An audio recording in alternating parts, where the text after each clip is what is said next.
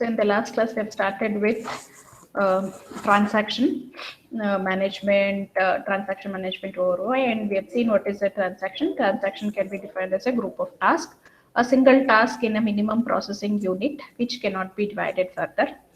Let's take an example of a simple transaction. Suppose a bank employee transfers rupees 500 from A account to B account. Only this is the sentence told. So what transfer the account from how much amount? 500 from account A to account B. And this is very simple. But how to write this? The code behind this is very small, simple and small transaction, involves several low-level tasks. A and B account. A account is what? Open an account A.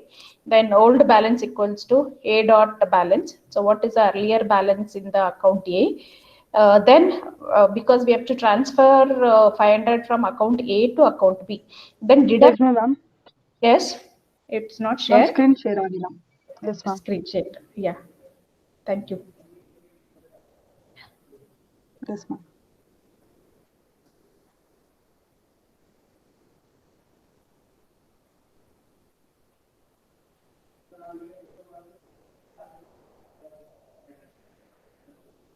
Okay. So here in this case, what we are doing, let's take an example of simple transaction. Suppose a bank employee transfers rupees 500 from A account to B account. This very simple and small transaction involves several low-level tasks. A's account, open account A, old balance equals to A dot balance, and new balance equals to what we have to do, what is the balance in the account A, and subtract that from the account 500. Then we are because we are subtracting 500 from account A, then I should calculate that how much minus I have to do, then that new balance should be present. So this is what A's account is. So in the same way, B's account also, what we are doing, we have to add 500 to B account. From A to B we have to add. That's what here. Even first we should know what is open the B account, because in the bank there will be huge accounts. So we should know which account I have to open. So then you should know what B account should be opened. Then first we have to check what is the balance in the B account, then add for that balance 500 rupees. After you add, we calculate, do addition, then new balance should be updated. Then close the account. This is what a one line statement, that is transfer account 500 from A to B. So this is how the transaction behind will be going on. And we have seen about asset properties. What is asset property? A transaction is very small unit of a program, and it may contain several low-level tasks. A transaction in the database system must maintain what is the atomicity stands for us. A stands for atomicity, C stands for consistency, I stands for isolation, and D stands for durability, commonly known as asset properties. In order to ensure accuracy, completeness, and data integrity, this asset properties will be maintained. So why this asset properties are required?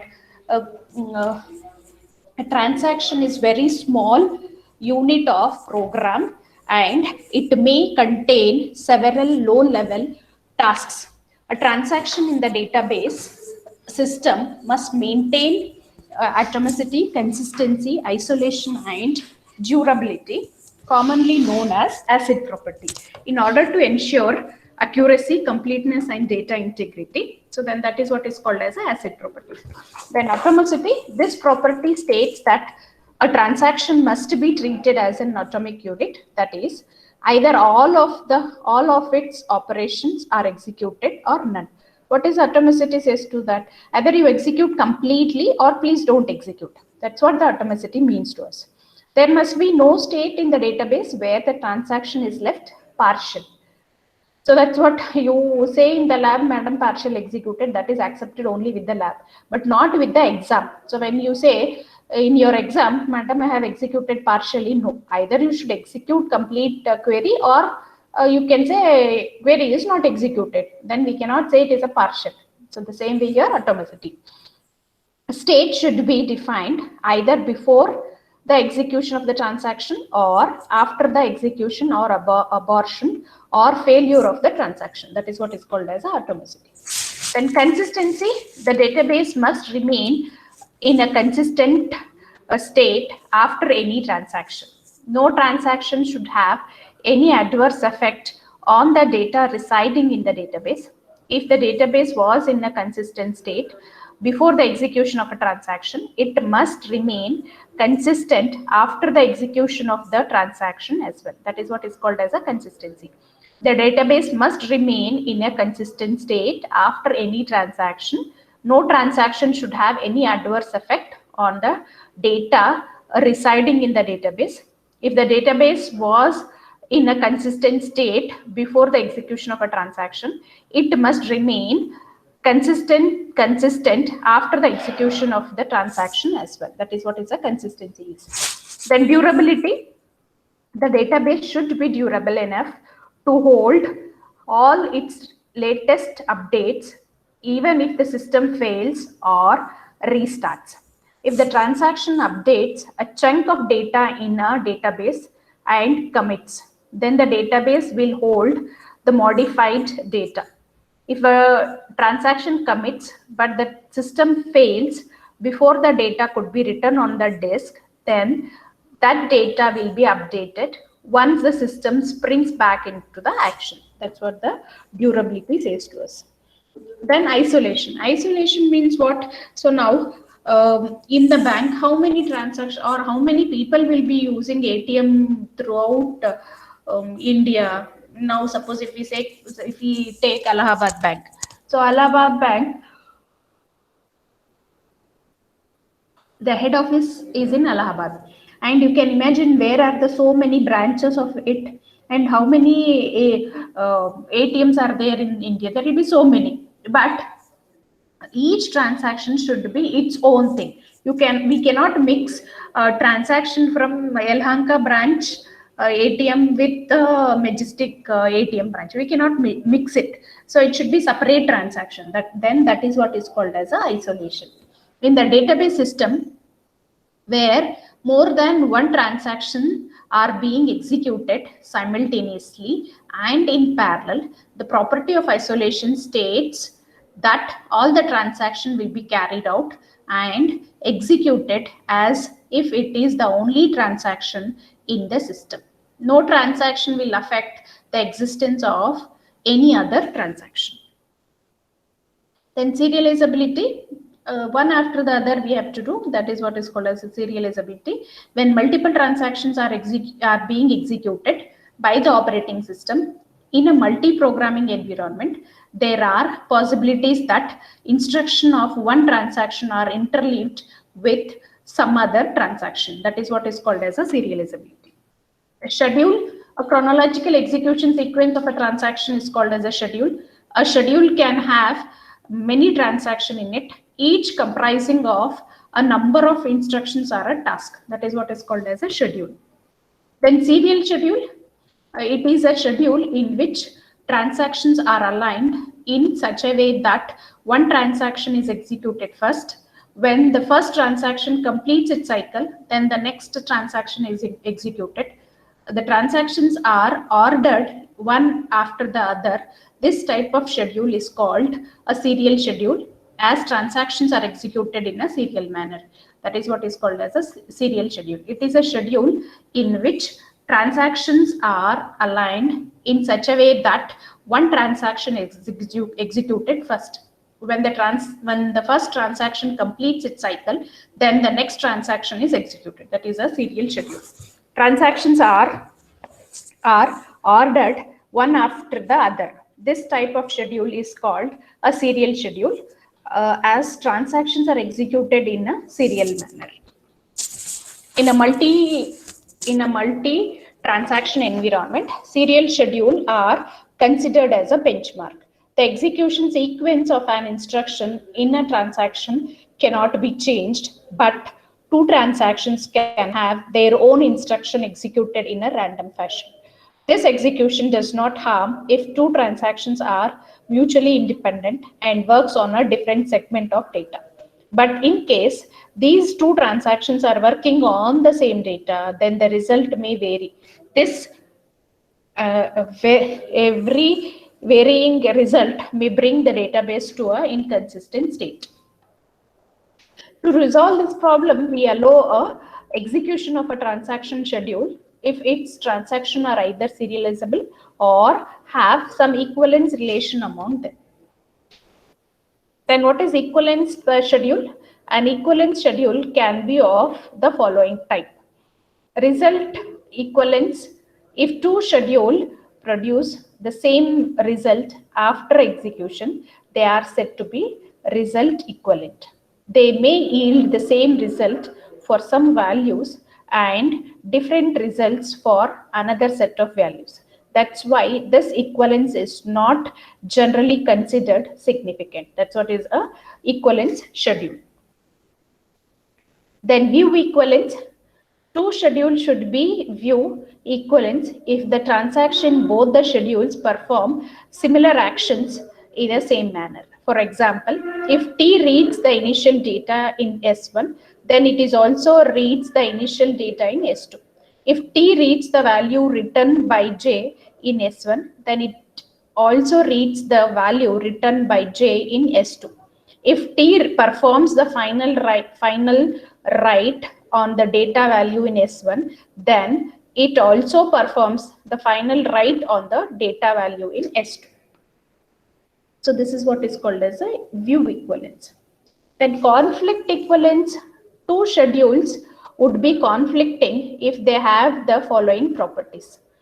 Both belongs to separate transaction, both access the same data item, at least one of them is write operation.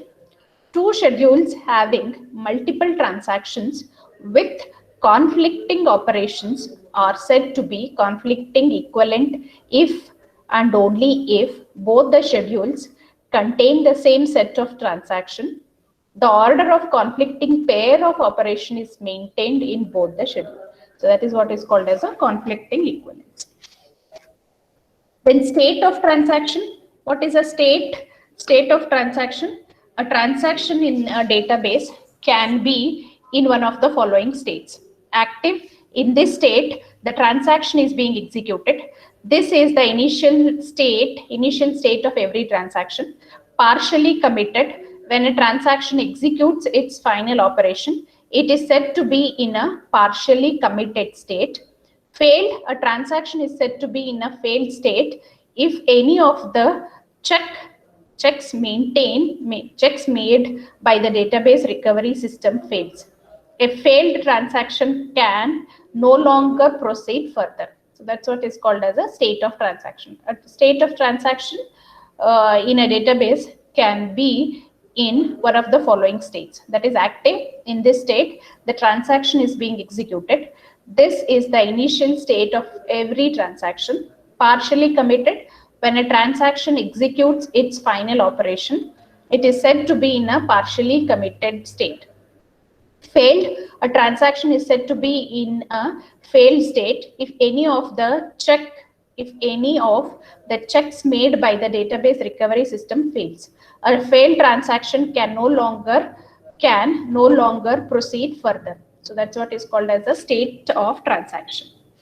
Then aborted: if any of the checks fails and the transaction has reached a failed state, then the recovery manager rolls back all its write operation on the database to bring the database back to its original state, whether it was prior to the execution of the transaction. Transaction in this state are called aborted.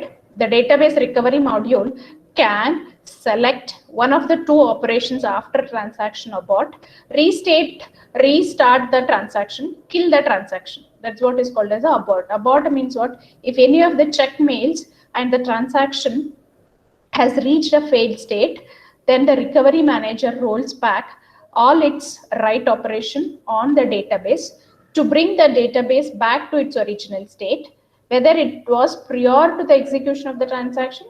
The transaction in this state are called aborted.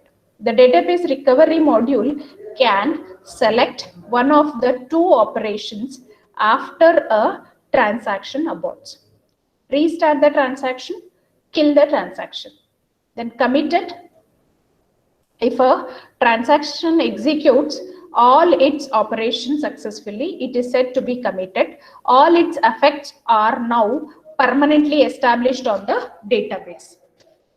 And what is concurrency control? In a multi-programming environment, whether multiple transactions can be executed simultaneously, it is highly important to control the concurrency of transaction. We have concurrency control protocol to ensure atomicity, isolation, and serializability of concurrent transaction.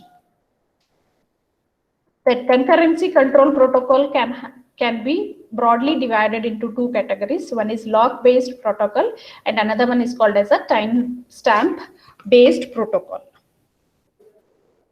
What is lock-based protocol? A database system equipped with a lock-based protocol uses a mechanism by which any transaction cannot read or write data until it acquires an appropriate lock on it. Locks are of two kinds. That is binary lock or shared or exclusive lock. Binary lock, a lock on a data item can be in two states. It is either locked or unlocked.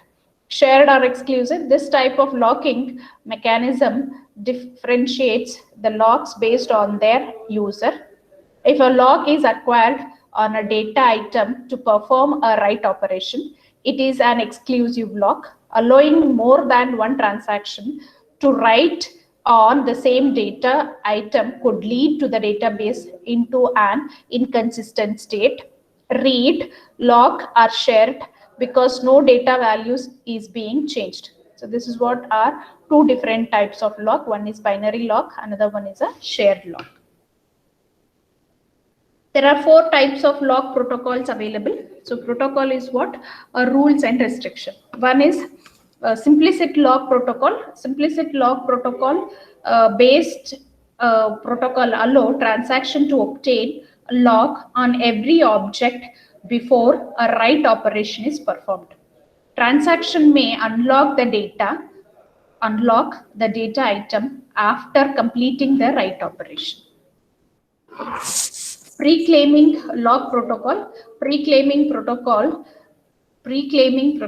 evaluates their operation and create a list of data item on which they need locks. Before initiating an execution, the transaction requests the system for all the locks it needs beforehand. If all the locks are granted, the transaction executes and releases all the locks when all its operations are over. If all the locks are not granted, the transaction rolls back and waits until all the locks are granted. That is what is called as a pre-claiming lock protocol. This locking protocol divides the execution phase of the transaction into three parts. The first phase, when the transaction starts executing, it seeks permission for the lock it requires. So the second part is whether the transaction acquires all the locks as soon as the transaction releases its first lock. The third phase starts. In this phase, the transaction cannot demand a new lock. It only releases the acquired lock. Then we have a two-phase locking. Two-phase locking has two phases. One is growing, where all the locks are being acquired by the transaction.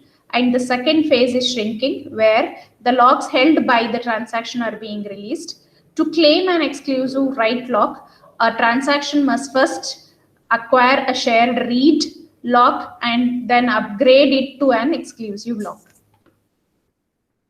Then strict two-phase locking. The first phase of strict 2PL is same as 2PL. After acquiring all the locks in the first phase, the transaction continues to execute normally. But in contrast to 2PL, strict 2PL does not release a lock after using it. A strict 2PL holds all the locks until the commit point and releases all the locks after the time. Let's stop here and we'll see what we have done today. So we have started with acid properties. We have done with what is atomicity, what is consistency, isolation, and durability. So then what is atomicity? This property states that this transaction must be treated as an atomic unit. That is, either all of its operation are executed or none. There must be no state in a database where a transaction is left partially completed. State should be defined either before and execution of the transaction or after the execution or abortion failures of the transaction. Then what is consistency? The database must remain in a consistent state after any transaction. No transaction should have any adverse effect on the data residing in the database. If the database was in a consistent state before the execution of the transaction, it must remain consistent after the execution of the transaction as well. Then what is durability? The database should be durable enough to hold all its latest updates even if the system fails or restarts. If a transaction updates a chunk of data in a database and commits, then the database will hold the modified data. If the transaction commits but the system fails before the data could be written on the disk, then that data will be updated once the system springs back into the action. Isolation in a database system, whether more than one transaction are being executed simultaneously and in parallel, the property of isolation states that all the transaction will be carried out and executed as if it is the only transaction in the system. No transaction will affect the existence of any other transaction. That is isolation. Then serializability, when multiple transactions are being executed by the operating system in a multi-programming environment, there are possibilities that instruction of one transaction are interleaved with some other transaction. Schedule, a chronological execution sequence of transaction is called as a schedule. A schedule can have many transactions in it, each comprising of number of instructions or a task. Then serial schedule, if a schedule in which transactions are aligned in such a way that one transaction is executed first. When the first transaction completes its cycle, then the next transaction executed. Transactions are ordered one after the other. This type of schedule is called a serial schedule, as transactions are executed in a serial manner. In a multi-transaction environment, a serial schedule are considered as a benchmark. The execution sequence of an instruction in a transaction cannot be changed, but two transactions can either have their instruction executed in a random fashion. The execution does not harm if two transactions are mutually independent and working on different segments of data. But in case there are two transactions are working on the same data, then the resultant may vary. This every varying result may bring the database to an inconsistent state. So to resolve this problem, what we are doing, we are allowing the parallel execution of the transaction schedule. If its transaction are either serializable or have some equivalence relation among them. Equivalence schedules. An equivalence schedule can be of following type. Result equivalence. If two results produce the same result after execution, they are said to be result equivalent. They may yield the same result for some values and different results for another set of values. That's why this equivalence is not generally considered significant. View equivalence. Two schedules could be view equivalence if the transaction in both the schedule perform similar action in a similar manner. For example, if T reads the initial data in S1, then it also reads the initial data in S2. If T reads the value written in J in S1, then it is also reads the value written by J in S2. If T performs the final write on the data value in S1, then it also performs the final write on the data value in S2. Conflict equivalence. Two schedules could be conflicting if they have the following properties. Both belong to separate transaction, both access the same data items, at least one of them is write operation, two schedules having multiple transactions with conflicting operations are said to be conflicting equivalent if and only if both the schedule contain the same set of transaction in order of conflicting pair of operation is maintained in both the schedules. State of transaction. A transaction in a database can be in one of the following state. Active, in this state, the transaction is being executed. This is the initial state of every transaction. Partial committed, when a transaction executes its final operation, it is said to be in a partially committed state. Failed, a transaction is said to be in a failed state if any of the checks made by the database recovery system fails. A failed transaction can no longer proceed further. Then aborted, if any one of the check mails and the transaction has reached a failed state, then the recovery manager rolls back all its write operation on the database to bring the database back to its original state, whether it was prior to the execution of the transaction. The transaction in this state are called aborted. The database recovery module can select one of the two operations after a transaction abort. Restart the transaction, kill the transaction. Then committed, if the transaction executes all its operation successfully, it is said to be committed. All its effects are now permanently established on the database state. Concurrency control, in a multi-programming environment, whether multiple transactions can be executed simultaneously, it is highly important to control the concurrency of transaction. We have concurrency control protocol to ensure atomicity, isolation, and serializability of concurrent transaction. Concurrency control protocol can be broadly divided into two categories: log-based protocol, timestamp-based protocol. So what is log-based protocol? Database system equipped with the log-based protocol uses a mechanism by which any transaction cannot read or write data until it acquires an appropriate lock on it. Locks are of two kinds. One is binary lock and another one is a shared or a exclusive lock. What is a binary lock? A lock on a data item can be in a two state. It can either be locked or unlocked. Then shared or exclusive lock, this type of locking mechanism differentiate the lock based on either uses. If a lock is acquired on a data item to perform a write operation, it is an exclusive lock. Allowing more than one transaction to write on the same data item could lead the database into an inconsistent state. A read lock are shared because no data values is being changed. There are four types of lock protocol available. Simplicity lock protocol. The simplicity lock protocol lock-based protocol allow transaction to obtain a lock on every object before a write operation is performed. Transactions may unlock the data item after completing the write operation. Pre-claiming lock protocol. Pre-claiming protocol evaluates their operations and create a list of data items on which they need locks. Before initiating an execution, the transaction requests the system for all the locks it needs beforehand.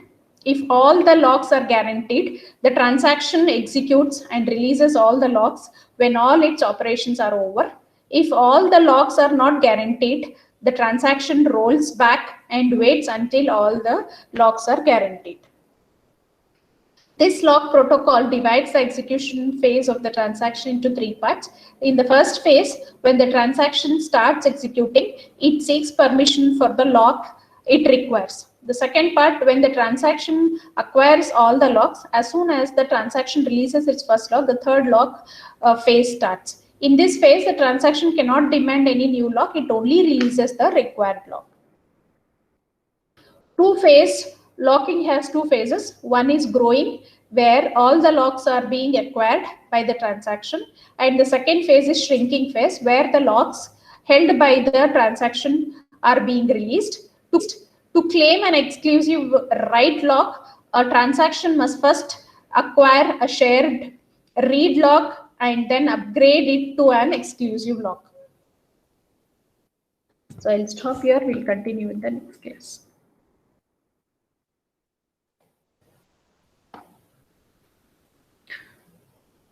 I'm pasting the chat, pasting the quiz link again. You people can complete this.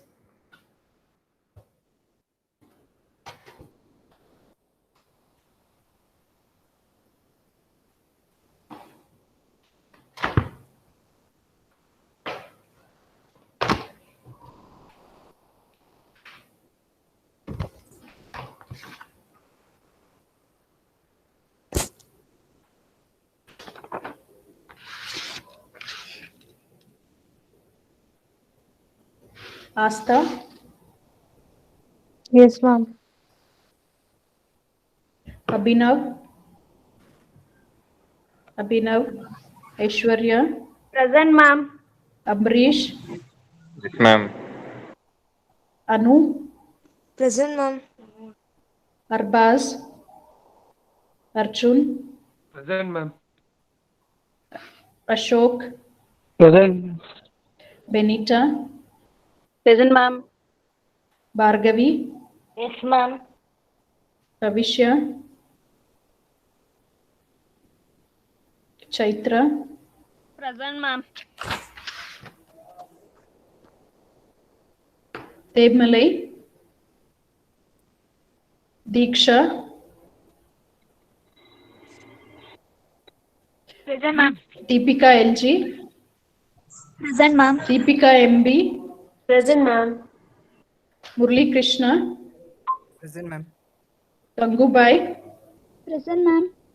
Gudia, Present, ma'am. Harshit, Chunjar, Present, ma'am. Kavya, Present, ma'am. Kishore, Present, ma'am. Lata, Yes, ma'am. Manisha, Manjunath, Yes, ma'am. Ayana, Neelanjan, Yes, ma'am. Nishant, Pavitra, Present, ma'am. Maithili, Present, ma'am. Priyanka, Pavan, Present, ma'am. Akash, Present, ma'am. Rajeshwari, Present, ma'am. Rakesh, Present, ma'am. Ramya, Present, ma'am. Rashmi, Present, ma'am. Ravi, Rizwan, Vishal, Savita, Yes, ma'am. Shruti, Sneha, Spurti, Present, ma'am. Srinidhi, Srinivas, Present, ma'am. Sunil, Present, ma'am. Vaishnavi, Present, ma'am. Vinny, Ma'am, Bhavisha present, ma'am. Hello, ma'am. marked Bhavishya. Anybody else? Anybody else?